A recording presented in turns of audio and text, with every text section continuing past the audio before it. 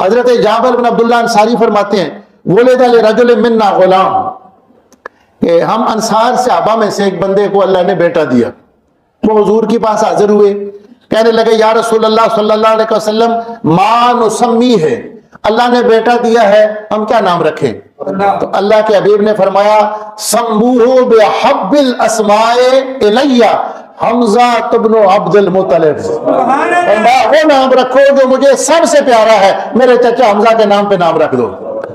यानी नबी पाक अलैहिस्सलाम को जो सबसे प्यारे नाम थे उन नामों में से हजरत सैयद शुहदा का एक तो हदीस पाक में अब्दुल्ला नाम आया, सरकार को पसंद था, एक अब्दुर्रहमान नाम पसंद था। लेकिन सैयदना अमीर हमजा की शहादत के बाद जब कोई आकर सरकार से पूछता था कि बच्चे का नाम क्या रखे, तो सरकार फरमाते वो नाम रखो जो मुझे सबसे प्यारा है, सबसे प्यारा है।